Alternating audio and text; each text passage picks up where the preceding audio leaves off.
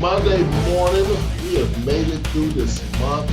Last month, Monday of the month. Glad you're sticking with me. Louis Conway Jr., we're doing this Monday morning check-in series. We've been doing it for a few months now. We've been trying to give information out that hopefully is helpful for folks. If you haven't done so already, please subscribe. Look down below, press like. Make sure you share it with your network. Since it's the end of the month, I'm going to give you guys a 2-for-1. We're going to call this How to Train a Flea and Bacon, Egg, and Cheese, right? When I first began to get introduced to the law of attraction, I listened to a lot of Zig Ziglar. And Zig Ziglar talked about how to train a flea. As a kid, if you're old enough, you remember seeing flea circuses in the back of the comic books, right? And I've been in close relationship to fleas, but I've seen fleas. And me being a nerd that I am, I read that fleas are able to jump 400 times their height. So if it was a human, we would be able to jump as high as the Empire State Building. So in this flea circus, these fleas will, play on, Ferris wheels, and they'll jump around and do tricks. And I used to always wonder, how the heck could you train a flea?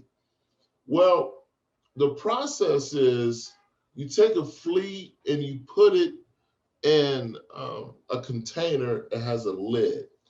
Now that flea is going to jump, and you hear this tap, tap, tap, tap. The flea is going to jump until it just gets tired. And once it gets tired, it's when it's become trained.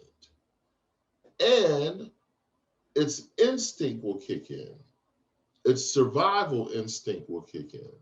And the survival instinct says that you have been jumping until you have exhausted yourself and you haven't jumped out of this container. So at that point, the brain has recalibrated itself that it can no longer jump beyond this level.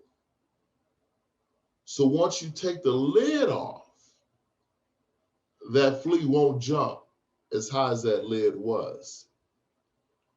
And if we think about someone's opinion of us being that lid, and all of our life, we have lived under this opinion, and once they remove their opinion, we never jump higher than their opinion. So I'm encouraging you to jump higher than someone's opinion of you. I'm encouraging you to jump higher than your own opinion of you, which has been conditioned by someone else's opinion of you. Now, that brings me to the next part, which is the bacon, egg, and cheese. When I was in Texas, bacon, egg, and cheese was not a staple.